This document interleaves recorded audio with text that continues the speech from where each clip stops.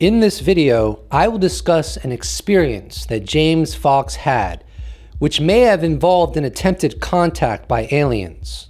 Almost nobody knows this James Fox story. I happen to have come across it by listening to an obscure Twitter space in which James Fox was the guest that took place on August 3rd. To make this video even more juicy, however, I will share my own experience that is similar to James Fox's, of which I sometimes wonder if non-human intelligence was trying to make contact with me. I'll also cover some recent Lue Elizondo comments about where the disclosure process is headed and some other fascinating tidbits you're not going to want to miss. This is going to be a weird video, and by the end, you're going to thank me for it. Join me as we together stare into the abyss of the UFO enigma.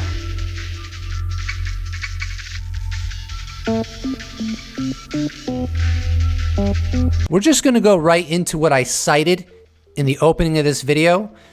Your mama probably taught you that first you have to eat your vegetables prior to indulging in dessert. But not in this household. In this household, at least for this video, we're going right into the dessert. But I can assure you that even after this portion, there's still a lot of heavy sweetness to be enjoyed. But anyways, what I'm about to share with you comes from a Twitter space that occurred on August 3rd, 2023. And James Fox was asked about whether or not he'd like to be abducted if he had the choice. And then he responds with an experience that he had in which non-human intelligence may have attempted to contact him.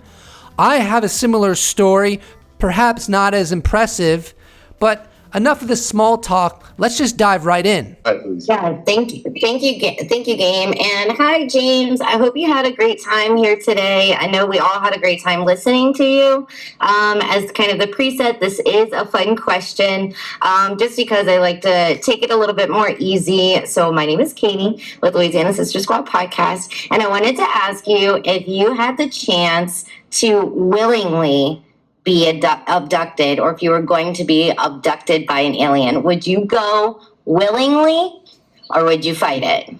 It's so funny you should ask that question, because when I was editing the scene in Rua, the alleged landing case that happened in Rua, Zimbabwe in 1994, at the aerial school with all the children, there was footage of taken from John Mack, and I was deeply in the editing room, like, I mean, day after day. It's only like a 12-minute segment in the entire movie. I spent more time on that segment putting that together than any other thing I've ever edited in my life. And we put it together, and the relevance of what I'm going to get to, well, you'll see the relevance in a second. I'm putting this together, and I'm living it. I'm seeing this whole experience through the eyes of the children. And I started to feel a connection to the entities because I was so in it, right? And I thought, God, I'm one person away from direct contact with, these entities. And this was going on. I mean, I would pick it up and I would work on it for, several weeks, and I'd put it down, and then I'd work on it for several weeks, put it down, take it all apart, put it back together again, kept doing that over and over and over and over. And one night, it was like 3 o'clock in the morning, and I went out on the back deck, and I'm sipping on a whiskey, and I'm looking up into the night sky, just taking a break from editing, because I usually edit all night. And I suddenly felt like the opportunity could present itself if I was okay with it. And I could have been hallucinating, but I felt it.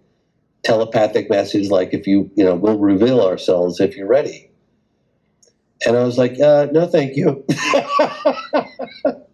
And that could have just been, a delusion or something, but isn't that funny? So to answer your question, I don't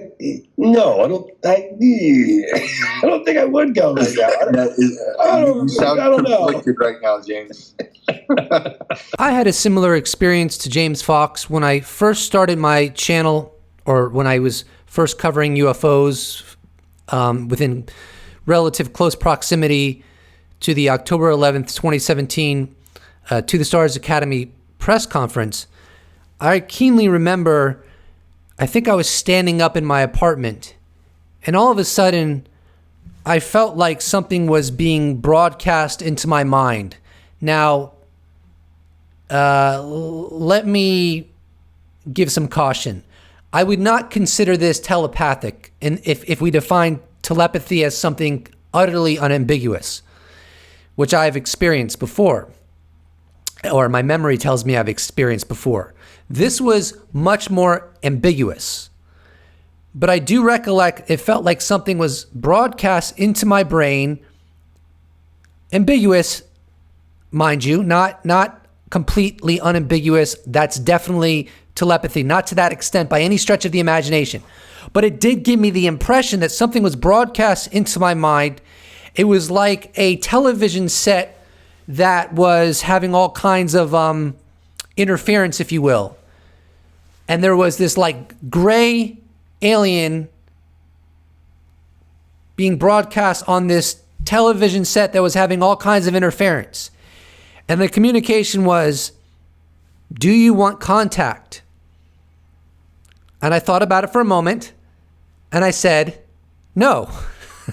Exactly the same response that James Fox had with his potential contact from a non-human source. In the balance of probability, I would say that my experience was likely not caused by non-human intelligence, but you never know. And I don't regret my decision to say no, because why would I want to have a closer experience, if you will, with an entity or entities known to engage human beings in ways they have no desire to be engaged, and that for many people is traumatic. So that was the basic rationale as to why I said no with this interesting experience. In that light, I'd like to share a tweet thread by David John Lanier where he kind of goes into what I touched on. He writes, unpopular opinion, having orbs and craft in the upper atmosphere appear from CE5 is legit, but a completely different experience than having grays in your bedroom. Don't assume you have it all figured out because you've successfully conducted CHI and weren't alarmed. I'm not fear-mongering or claiming that I have it all figured out. But it seems to me that there are a lot of moving parts and a lot we don't know. Assuming the entire spectrum of contact functions like playful orbs and dancing light here to give us peace and goodwill is problematic. Tell that to Kelly Cahill, Google her case, or my wife for that matter. I'm here to learn and to try and figure this out, not to fight, perhaps debate though. I just see too many cocksure explanations for what this all means, myself included. UFO Twitter. Let's go into Lue Elizondo's recent comments about where the disclosure process is headed. Here's a tweet from October 13th, just days ago. Howdy folks, just a quick update for you to consider. Please know that ongoing efforts are underway that will reveal themselves by early to mid 2024. At the risk of haters trying to sabotage our efforts, I can't be precise at this time. But if you have learned anything over the last 5 years, I never make empty promises. Trust me, this will be worth it. Special thanks to Chris Mellon and Jay Stratton. Here's a follow-up from that tweet. Tony says, Lou, it feels like we are trying to scale a mountain at the moment. Are we going to reach the summit? Elizondo responds, simply put, yes. But not in the way that many think or even want. But once we are there, the view will be amazing. Keep the faith. Much, much more is coming. It is becoming increasingly difficult by the gatekeepers to hold back the flood. It's coming. And soon, remember, it's a process, not an event. In the meantime, stay tuned. Here are some more exchanges with Elizondo that I found really, really interesting. ADW Zoe wrote, it is now 10/13/2023. We still have no proof, literally zero. You had a small window where you had the public, me included. That window is closed now. No one believes it. These are just words. Rob Sheridan responds, how's it closed? The NDAA has yet to be passed. ADW Zoe responds, it's closed to the public. You had their attention for the summer. Nothing came of it. No proof. So now the public even thinks it's more crud than it was.